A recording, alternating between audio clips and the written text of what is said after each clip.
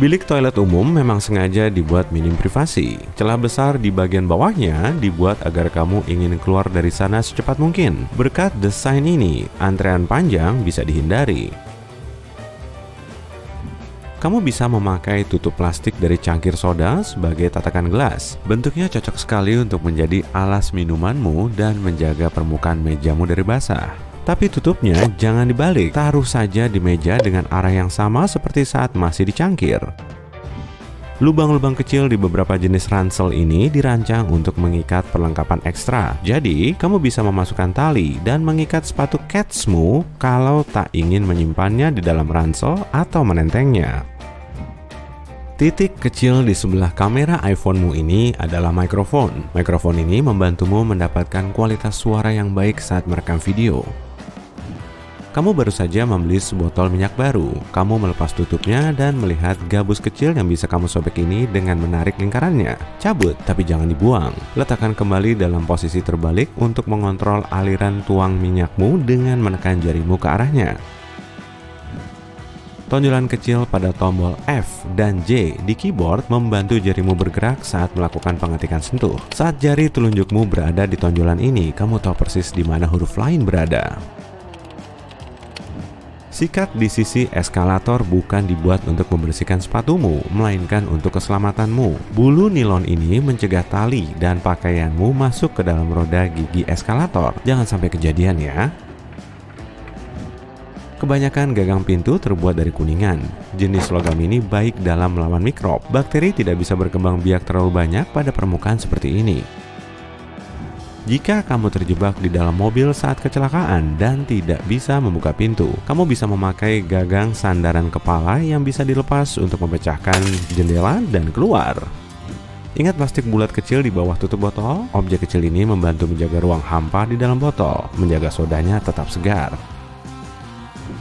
Titik kecil di gembok di sebelah lubang kunci dirancang untuk mengeringkan kelembapan di dalam gembok jika ada air yang masuk. Selain itu, jika gembokmu macet atau berkarat, kamu bisa menuangkan minyak ke dalamnya lewat lubang ini sebagai solusinya. Bohlam dibuat berbentuk bola karena bentuk ini memungkinkan cahaya untuk tersebar merata. Selain itu, bohlam seperti ini lebih murah dan lebih mudah diproduksi. Pernah menemukan potongan kain seperti ini di baju baru? Bukan sekedar tambalan, kain ini juga bisa menguji kain pakaianmu sebelum dicuci. Kamu bisa memasukkan potongan ini ke mesin cuci dan melihat apa yang terjadi. Jika semuanya baik-baik saja, kamu bisa memasukkan pakaianmu dengan aman. Kipas angin langit-langitmu punya dua mode kerja, musim dingin dan musim panas. Kamu harus menemukan sakelar di atasnya dulu. Dorong ke atas untuk mengaktifkan mode musim dingin dan ke bawah untuk mode musim panas. Dalam mode musim panas, kipasmu mendorong udara ke bawah dan akan menarik udara ke atas pada mode musim dingin. Kebanyakan orang punya alat sedot WC bulat ini di kamar mandi. Di film, orang-orang menggunakannya untuk memperbaiki penyumbatan toilet. Padahal, alat ini berfungsi untuk menghilangkan penyumbatan di wastafel. Untuk toilet, kamu perlu memakai alat khusus lainnya. Kamu mengeluarkan sebungkus popcorn dari microwave setelah dipanaskan. Lihat lubang kecil di bagian atas kantong popcornmu? Kamu bisa menggunakannya untuk menyingkirkan biji kecil yang belum matang. Kocok bungkusnya di atas piring, dan semua biji itu akan jatuh lewat lubang tadi. Hampir semua orang salah dalam memakai bantal leher. Biasanya, mereka menaruh dua ujungnya ke arah depan dan menyandarkan kepala ke belakang. Cobalah untuk membalik bantalmu ke sisi lain. Lengkungan ini harus berada di bawah dagu, dan kedua ujungnya harus mengarah ke belakang. Baringkan kepalamu ke depan, dan lehermu akan terasa lebih nyaman dalam posisi ini. Kamu pun bisa tidur siang dengan nyenyak. Beberapa cangkir punya lekukan kecil di bagian luar bawahnya. Ini membantu air mengalir keluar dan mencegahnya menumpuk saat cangkir berada di mesin pencuci piring. Kacamata hitam pertama kali diciptakan bukan untuk melindungi mata dari sinar matahari. Kacamata seperti ini dipakai pada ekspedisi Arktik. Salju sebanyak ini bisa membutakanmu, sama seperti kilatan cahaya terang. Untuk menyelamatkan mata mereka, kacamata unik ini pun diciptakan. Saat ini, banyak gunting dapur memiliki bukaan bergerigi di tempat gagang dan bilahnya bertemu. Kamu bisa memakainya sebagai pengupas herba untuk mencabut herba keras seperti timing, rosemary, dan daun bawang. Kamu akan menghemat banyak waktu dibanding mencabut daunnya menggunakan tangan. Dan jika kamu kehabisan vas, kamu bisa memberikan mawar pada pasanganmu dengan cara ini, tapi hati-hati saat mengarahkan durinya. Tap logam di kaleng soda bisa dibalik, kamu bisa menyelipkan sedotan di sana agar tidak perlu mengangkatnya ke mulut. Dua cabang datar yang kamu lihat di colokan standar yang dipakai di Amerika Utara dan Tengah masih masuk akal. Tapi bagaimana dengan lubang di dekat ujungnya? Meski tak selalu ada, para produsen punya alasan bagus untuk membuatnya. Berkat lubang ini, stop kontak mencengkeram steker lebih kuat. Dengan begitu, tidak mudah jatuh. Ada bumper kecil berjejer di sebagian besar stop kontak yang sangat pas dengan lubang di colokan. Jadi, keuntungannya berlipat ganda karena colokanmu aman di dalam stop kontak, tapi dengan kekuatan yang cukup, kamu masih bisa melepasnya.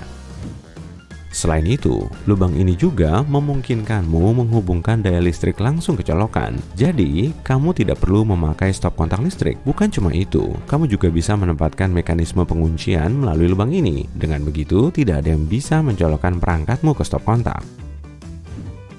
Beberapa pena punya tutup berlubang di bagian atasnya. Lubang ini dibuat sebagai tindakan pencegahan. Jika seseorang tak sengaja menelan tutup pulpen ini saat mengunyahnya, mereka masih punya ruang untuk bernapas. Jendela pesawat punya lubang kecil yang mungkin membuatmu cemas saat melihatnya. Tapi lubang ini sebenarnya sangat penting dan pesawat membutuhkannya untuk terbang dengan aman. Lubang ini melindungimu dari perbedaan tekanan di luar dan di dalam kabin. Beragam angka sering ditempel di sisi banyak produk kosmetik. Angka-angka ini bukan angka random dan sebenarnya memberitahumu berapa lama produkmu akan bertahan. Dengan begini, kamu tak akan mengoleskannya ke kulitmu setelah kedaluarsa. Beberapa oven punya laci kecil di bagian bawahnya. Jika dilihat sekilas, laci ini pas untuk menyimpan panci, wajan, dan nampan. Selamat, kreativitasmu bisa dibilang tinggi kalau pernah memakainya seperti itu. Tapi bukan itu tujuan utama laci ini. Laci ini dirancang agar makanan yang baru saja kamu masak tetap hangat saat kamu menunggu jam makan siang. Saat mengambil sekotak aluminium foil, perhatikan tab di sampingnya. Kamu bisa menekannya ke dalam dan aluminium foilmu akan tetap lurus dan tidak terjatuh. Lapar? Mungkin ini saatnya beli hidangan Tiongkok. Tapi ingat, wadah pesan antar bukan cuma pas untuk membawa makananmu. Buka lipatannya dan kamu akan mendapatkan piring kertas yang cocok untuk menikmati makananmu dengan baik. Lubang yang mungkin kamu perhatikan di pintu lift sangat berguna saat liftmu macet. Saat itu terjadi, seorang mekanik perlu mengoperasikannya secara manual. Mereka punya kunci khusus yang dimasukkan ke lubang itu untuk membuka pintunya. Sebagian besar tutup botol plastik punya bulatan kecil lembut di dalamnya. Jika ditarik keluar, kamu masih bisa menutup botolmu. Tapi jika kamu membalikkan botolmu, cairannya bisa bocor keluar. Jika kamu lebih suka membeli susu dalam wadah plastik, kamu mungkin pernah melihat lingkaran besar di sisinya. Lingkaran ini menyerap daya kejut yang muncul jika wadah susu ini jatuh ke lantai. Lingkaran ini juga menciptakan ruang ekstra bagi wadah susu untuk mengembang jika diperlukan. Begitulah caranya menentukan apakah susu di dalamnya sudah basi tanpa mencicipinya. Banyak penghapus punya dua bagian. Kebanyakan orang mengira ujung yang lebih kasar bisa digunakan untuk menghapus tinta. Tapi ini tidak sepenuhnya benar. Sisi yang lebih gelap, biasanya abu-abu atau biru, dibuat untuk menghapus coretan pensil dari kertas kasar, seperti yang digunakan oleh seniman. Sementara itu, sisi pinknya dipakai untuk menghapus coretan dari kertas yang lebih halus. Misalnya, kamu ingin makan saus apel, tapi tidak bawa sendok. Ambil saja tutupnya, putar salah satu ujungnya untuk mengubahnya menjadi gagang, dan buat sendokmu sendiri. Tara, sendok kecilmu sudah siap. Selamat makan! Mengecas ponselmu pas mau tidur adalah salah satu kesalahan terbesar yang akan merusak bateraimu dalam jangka panjang. Tugas baterai adalah memasok energi ponsel atau laptopmu sampai habis. Jadi, yang terbaik adalah biarkan baterai melakukan tugasnya. Idealnya, kamu harus menjaga bateraimu terisi antara 20% sampai 80% agar daya tahannya lebih lama. Jangan sampai kamu membiarkan baterai ponselmu hingga 0%, sebab hal itu juga akan membuat bateraimu cepat rusak. Nggak masalah sesekali meninggalkan ponselmu dengan kondisi dicas, tapi mengecas ponsel di bawah sinar matahari adalah kesalahan besar. Baterai akan butuh waktu lebih lama sampai terisi penuh dan lebih cepat menyerap panas, membuatnya mati karena tekanan ekstrim baterai seringkali cenderung terlalu panas. Jadi menaruhnya di bawah sinar matahari ibarat memanggang seloyang cookies terlalu lama. Omong-omong tentang cookies, Mungkin kamu pernah dengar bahwa cookies tak berguna dan buruk buat ponselmu. Taruh dulu bungkusan itu. Aku bukan lagi membahas cookies yang itu. Maksudku, notifikasi pop-up yang muncul dan memungkinkanmu menerima cookies untuk preferensi websitenya. Cookies itu sebenarnya dimaksudkan untuk menyimpan informasi dasar agar kamu nggak perlu repot lagi memilih preferensi bahasa, memasukkan email, dan password, atau hal-hal sederhana lainnya yang akan memudahkanmu menggunakan website. Memiliki simpanan cookies dan cache yang berlebihan bisa mengurangi kecepatan internet di browsermu. Terkadang juga membuat ponselmu berhenti bekerja, atau bahkan membuatmu tidak bisa mengakses bagian tertentu di website tersebut. Jadi, sebaiknya kamu sesekali membersihkannya agar browser dan perantimu bisa bekerja dengan lancar. Hindari mengunduh aplikasi dari sumber-sumber nggak jelas, meskipun ada tanda mencolok dengan tulisan gratis. Aplikasi-aplikasi tersebut membawa virus atau malware yang bisa berbahaya bagi ponselmu atau merusak datamu. Hal terbaik yang bisa kamu lakukan adalah menghindari App Store tidak resmi dan hanya percaya pada App Store dengan reputasi ulasan dan rating yang baik. Jika kamu tergoda oleh aplikasi tidak jelas semacam itu, setidaknya unduhlah software antivirus untuk melindungi diri dan mengurangi risiko kerusakan. Cuma karena ponselmu water resistant, nggak berarti juga kamu bisa sering-sering membawanya berenang. Ya, lebih baik tinggalkan ponselmu di daratan ketika kamu berenang. Water resistance cuma berarti bahwa kalau ponselmu tidak sengaja ketumpahan air, kamu nggak perlu khawatir ponselmu akan rusak parah. Terpapar air selama 5-30 menit nggak masalah, tapi masih berisiko. Dan yang lebih penting lagi, jangan sering-sering celupkan ponselmu ke dalam air, meskipun cuma sebentar. Paparan air yang lama akan merusak perangkat kerasnya, dan akan membutuhkan banyak biaya untuk perbaikan. Membersihkan layar komputermu adalah kebiasaan baik, tapi apa kamu pernah membersihkan bagian dalamnya? Jangan! Nggak seharusnya kamu membongkar komputer atau melepas perangkat kerasnya tanpa alasan. Tapi debu bisa menumpuk di dalam dan merusak perangkat kerasmu. Jadi, ambillah handuk bersih dan kering. Kalau ada yang microfiber, dan bersihkanlah debunya. Pastikan membersihkan kipasnya dan sudut-sudut di dalam yang penuh debu dan kotoran. Kamu pasti terkejut waktu menemukan rambut, remah-remah, dan kotoran lain di dalam komputermu. Jangan pakai produk pembersih biasa untuk mengelap permukaan laptop atau ponsel dari dalam. Kandungan bahan kimianya bisa menyebabkan kerusakan permanen. Aturan praktisnya, selalu pakai casing pelindung untuk ponselmu. Sebagian ponsel dilengkapi casing hardcover saat pembelian, tapi jika tidak, belilah sendiri. Ini penting kalau ponselmu terjatuh. Casing akan menyelamatkan layarmu dan juga mencegah goresan menyebalkan yang sering muncul entah dari mana. Apapun yang terjadi, jangan masukkan benda logam ke dalam charging port, klip kertas, jarum bentul, dan kawat. Bukanlah benda yang tepat untuk membersihkan lubang tersebut. Benda logam bisa merusak perangkat keras di dalam charging port. Lubang-lubang kecil seperti charging port bisa dihinggapi banyak debu dan benda-benda kecil lainnya yang bisa merusak ponselmu.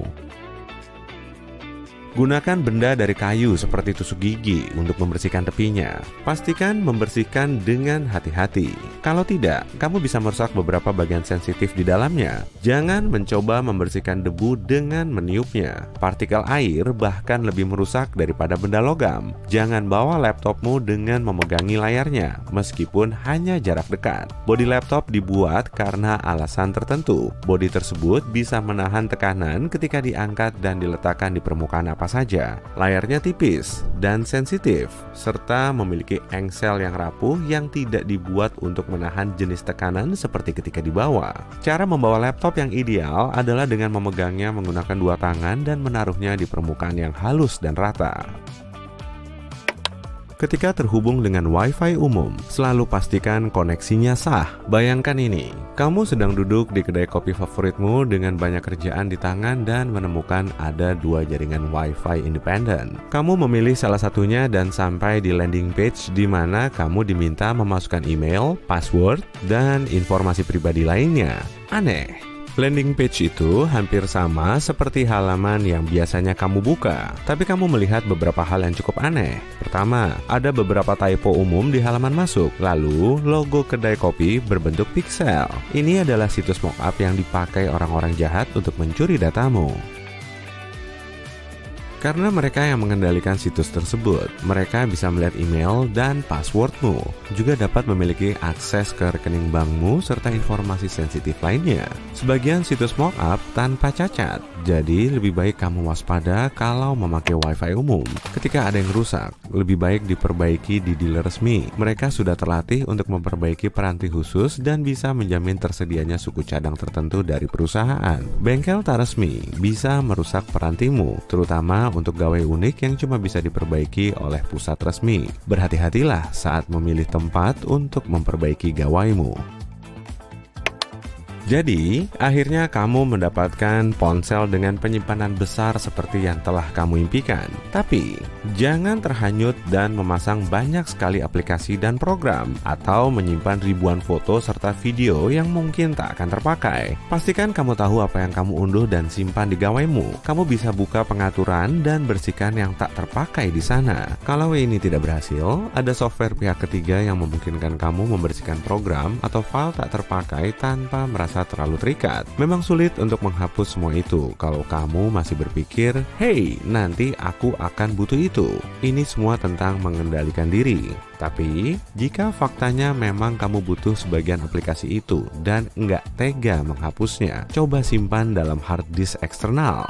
Kamu bisa beli yang memiliki penyimpanan beberapa terabyte dan menyimpannya di tempat aman serta bebas rusak. Solusi lain adalah menyimpan video dan foto-fotomu di cloud server agar bisa diakses dari manapun kamu mau.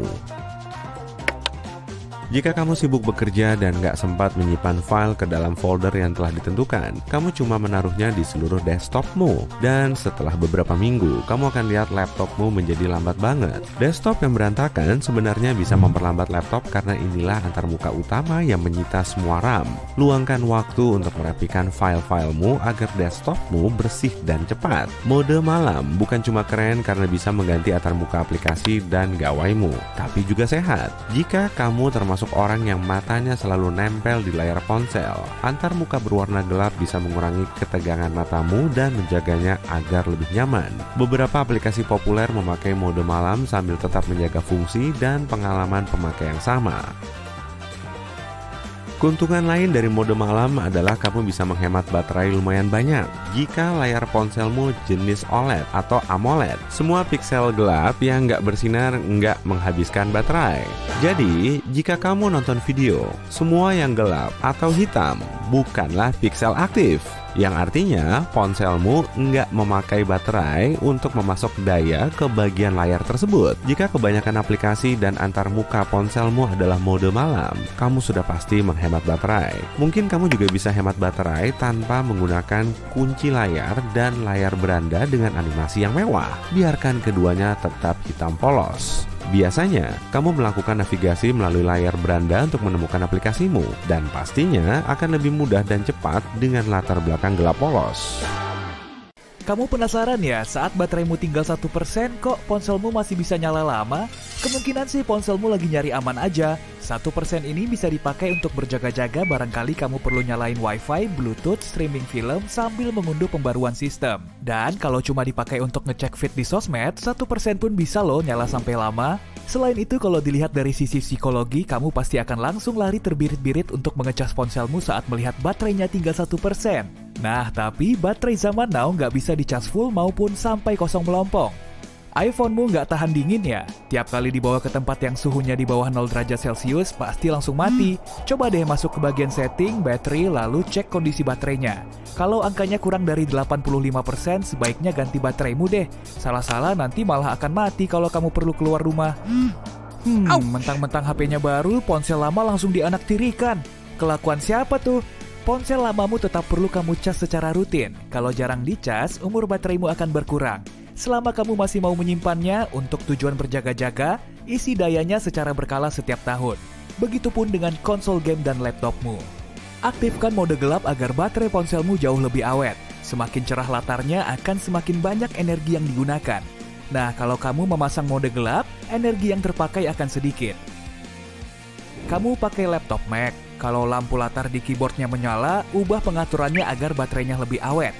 Tiap kali keyboardmu nggak dipakai, lampu latarnya seharusnya mati. Masuk ke setting keyboard, lalu pilih durasinya. Kalau punyaku sih 5 detik aja. Agar ponsel Androidmu lebih ngebut, matikan data selulernya saat kamu nggak memakainya. Kalau data selulernya mati, siklus bateraimu akan lebih tahan lama. Kamu juga bisa menurunkan kecerahannya, mengganti headphone Bluetooth dengan yang berkabel, serta mengaktifkan mode pesawat saat kamu ingin menonaktifkan data. Pengisian 20% baterai sebelum penuh memerlukan waktu yang lebih lama karena baterai lithium-ion jauh lebih kompleks. Saat lowbat, pengecasnya menyuplai arus yang sama besar. Wah, ribet juga. Pokoknya jangan sampai lupa, oke?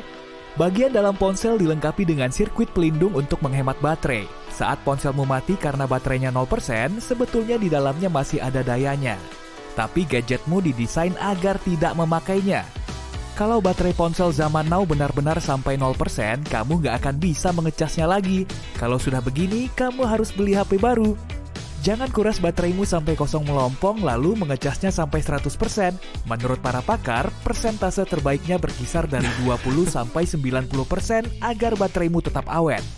Kalau kamu keseringan menguras baterainya sampai habis, kemudian mengisinya kembali, materi dalamnya bisa rusak atau malah mengalami korosi baterai. Jangan percaya kalau ada yang bilang semua pengecas ponsel sama aja. Jadi sebaiknya pakai pengecas ori ya. Sebagian kabel atau adaptor generik aspal memang kelihatan sama-sama berkualitas sih, tapi ngapain ambil risiko kalau kamu bisa pakai yang ori? Pengecas aspal memang bisa berkualitas baik, tapi tegangannya belum tentu sesuai, dan negara pembuatnya belum tentu kamu ketahui. Perbedaan tegangan bisa merusak gadgetmu. Selain itu, pengecas generik biasanya nggak dilengkapi dengan mekanisme perlindungan ponsel dari lonjakan energi. Kalau bateraimu nggak terisi saat sedang dicas, penyebabnya bisa karena kabel rusak, sumber daya arus rendah, atau port USB yang rusak. Yang paling umum sih karena kabel rusak. Kasian juga sebenarnya, karena kita sering memelintir, melipat, menggulung, dan menariknya. Duh, aku jadi nggak enak nih. Coba isi dayanya dengan berbagai kabel untuk ngecek akar masalahnya. Kalau nggak berhasil juga, coba cara lain yang bersihkan jack kabelnya. Serat kotoran kadang menempel di situ sehingga menghalangi masuknya muatan listrik. Tiup aja kotorannya sampai keluar. Tapi kalau jacknya berkarat, nggak akan mungkin bisa. Kamu perlu mengecas ponsel dengan benar. Kalau kamu nggak mengunci ponsel saat tidak menggunakannya, baterainya bisa-bisa cepat habis. Biasanya kunci layar default ponsel di-set selama 2 menit. Dan ini bisa memboroskan baterai loh. Yang juga nggak kalah penting yaitu jangan pakai data seluler terutama saat koneksinya lemot. Bateraimu akan sangat terkuras hanya untuk mencari koneksi. Masalah suhu juga penting. Hindari paparan sinar matahari langsung. Ponsel yang kepanasan bisa menguras baterai. Nah, kalau kamu nggak tahu pasti penyebab baterai ponselmu cepat kosong, coba deh perhatikan lagi pengaturan keamanan sibermu. Bisa-bisa ada seseorang yang sedang memata-mataimu melalui aplikasi atau program lain yang kamu unduh. Kamu boleh-boleh aja kok kalau mau ngecas ponsel sambil memasang casingnya, tapi nggak disarankan juga sih. Casing bisa menangkap panas sehingga menurunkan efektivitas pengisian baterai. Selain itu, jangan taruh ponselmu di bawah bantal. Kalau kamu ketiban apes, ponselmu bisa terbakar. Kalau kamu susah tidur tanpa ponsel, setel timer aja, lalu taruh ponselmu di nakas aja. Nah, agar ponselmu nggak kepanasan, aktifkan mode pesawat dan redupkan layarnya saat dicas. Kalau kamu mau stop pakai ponsel untuk sementara waktu, isi baterainya sampai 50%, lalu matikan. Katanya sih memang segitu persentase terbaik untuk baterai lithium-ion. Kamu bisa menyimpannya selama sebulan dalam kondisi seperti ini tanpa terlalu khawatir kalau gadgetmu akan rusak. Jangan lupa nyalain lagi tiap beberapa bulan sekali, kemudian isi baterainya. Kita semua pasti pernah ngecas ponsel semalaman, iya kan? Kelihatannya memang oke-oke aja ya, terutama kalau kamu pakai smart charger yang bisa berhenti mengisi daya sesaat setelah ponselnya terisi 100%. Tapi setelah persentasenya berkurang, baterainya akan terisi lagi secara otomatis. Siklus ini terjadi secara terus-menerus sepanjang malam, hingga kamu bangun tidur lalu mencabutnya. Sama seperti baterai normal, baterai lithium-ion kurang bisa terisi penuh atau kosong melompong.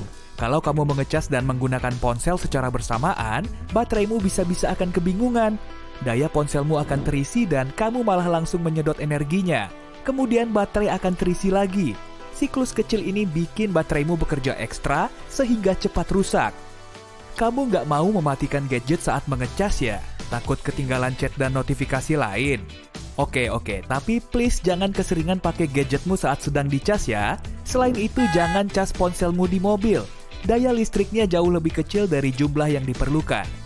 Port USB mobil kemungkinan besar juga bertenaga rendah sehingga gadgetmu akan menghabiskan daya jauh lebih cepat daripada jumlah yang masuk. Ujung-ujungnya, kabel dan bateraimu malah jadi rusak dan ponselmu kesulitan mendapat dayanya. Mobil sewaan malah lebih parah lagi. Kamu nggak akan tahu siapa aja yang sudah pakai port itu. Begitupun saat berada di stasiun kereta atau bahkan di dalam gerbong kereta. Jangan asal ngecas. Datamu bisa saja disadap dari ponsel. Dan port USB publik sangat terkenal dengan juice jacking-nya. Jadi intinya jangan lupa bawa power bank saat keluar rumah. Benda ini jauh lebih aman daripada tempat pengecasan umum. Pastikan kapasitasnya cocok untuk ponselmu dan jaga suhunya. Karena semakin panas baterainya malah jadi kurang efektif pengecasannya. Kamu mungkin sudah mengunduh aplikasi penghemat baterai agar bateraimu jauh lebih awet. Sayangnya aplikasi ini nggak seampuh itu dan kadang bisa mematikan aplikasi yang ingin kamu pakai. Lagi pula, sebagian besar aplikasi tidak memakan baterai sebanyak itu saat berada di background. Pastikan saja aplikasi yang melacak lokasimu ditutup. Aplikasi inilah yang paling menguras baterai. Kamu bisa membatasi sendiri aplikasi background di bagian setting. Mau ngedit foto ya? Sini ku kasih tahu caranya. Klik album, tekan lihat semua di pojok kanan atas. Lalu tekan edit. Nah, foldermu jadi bisa digerakkan dan kamu bisa mengurutkannya sesuai keinginan.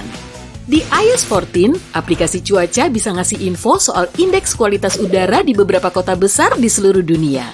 Kalau kamu tinggal di New York atau London, coba deh update dulu kualitas udaranya hari ini.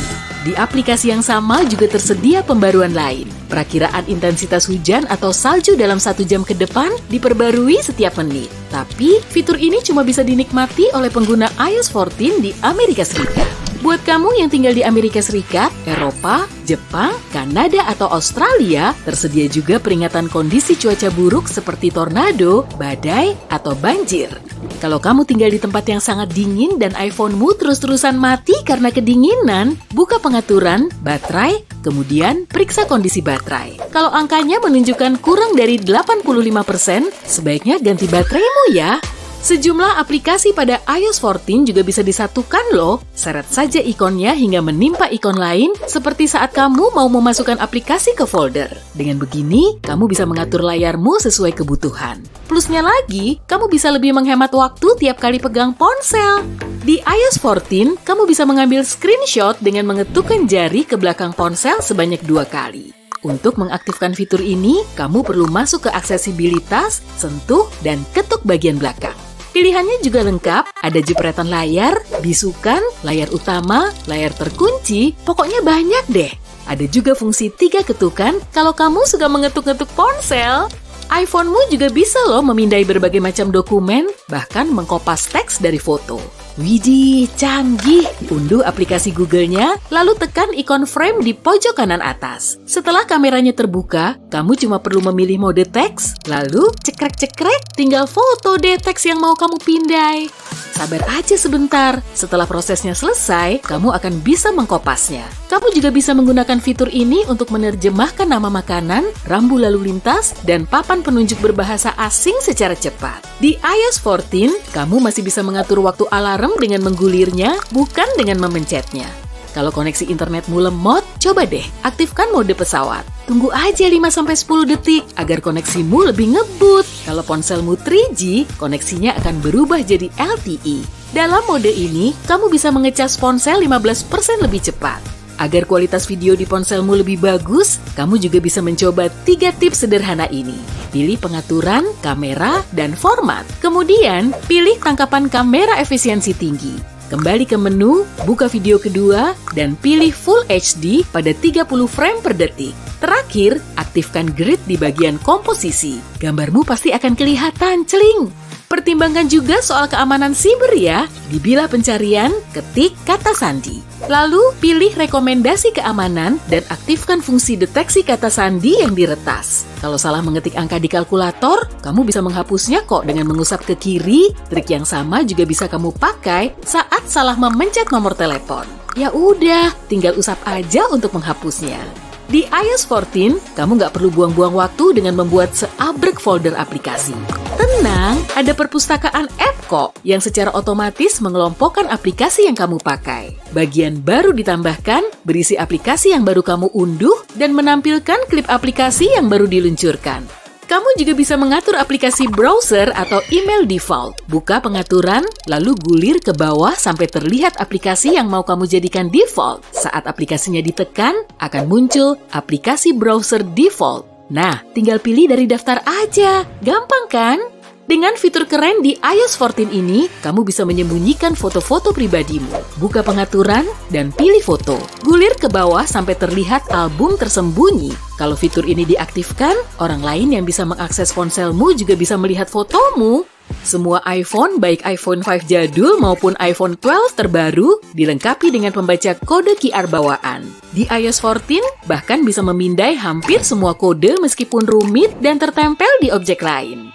Oke, beralih ke musik. Kamu bisa mencari track musik terbaru yang jadi kesukaanmu. Mode autoplay juga bisa mencari lagu serupa yang mungkin kamu sukai. Ada juga segudang filter baru untuk mencari lagu dalam waktu yang lebih cepat. Audio spasial sebetulnya berupa suara 3D yang menyuguhkanmu pengalaman imersif. Untuk mengaktifkan fitur ini, buka Bluetooth lalu tekan I di sebelah AirPod-mu. Ya, betul. Fitur ini cuma berfungsi dengan AirPod. Kalau sudah, tekan tombol audio spasial. Cek juga bagian aksesibilitas, lalu tekan ikuti iPhone agar semuanya berfungsi dengan baik. iOS 14 juga mempertimbangkan waktu tidurmu dengan memperbarui mode tidur dan bersantai. Setelah kamu menekan jamnya, akan terlihat banyak fitur baru, seperti jadwal tidur. Nah, pastikan fitur ini sudah aktif ya. Edit hari aktifnya juga. Kamu bisa mengatur target tidurmu, lalu tekan bagian bersantai. Tambahkan aplikasi yang kamu inginkan pada pintasan bersantai. Saat ponselmu dalam mode tidur, kamu bisa langsung mengaksesnya dari layar yang terkunci. Gak perlu lagi deh tuh begadang semalaman cuma untuk mainan ponsel. Mau bateraimu lebih awet? Gampang aja, batasi penggunaan widgetmu. Kira-kira aja makainya, ya?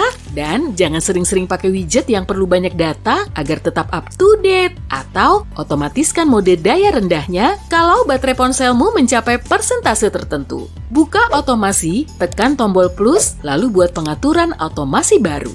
Nah, yang satu ini cocok banget nih buat kamu yang suka mager. Kamu bisa mengirim pesan suara dengan bantuan sobatmu Siri. Tinggal bilang, "Hey Siri, kirim pesan suara ke Yeni Susanto dong." Siri akan mulai merekam, lalu stop setelah kamu selesai. Kemudian akan muncul pratinjau. Beres, tinggal tekan tombol kirim. Ada juga perbaikan saran otomatis di aplikasi layar utama. Ponselmu bisa menyesuaikan warnanya sepanjang hari agar terlihat lebih natural. Fitur lain yang gak kalah keren yaitu pengenalan wajah yang bisa mengenali wajah seseorang melalui lubang pengintip. Iya, tapi kalau mukanya tersimpan sebagai orang di foto ponselmu ya. Ada juga pembaruan iMessage. Dengan aplikasi ini, kamu bisa menyematkan hingga 9 utas pesan agar kontak yang paling sering kamu hubungi tetap berada di daftar atas selama 24 jam dalam sehari dan 7 hari dalam seminggu. Kamu juga bisa memanfaatkan mention di percakapan kalau pesanmu ditujukan pada orang tertentu. iMessage juga membantu memfilter pengirim pesan yang tidak dikenal.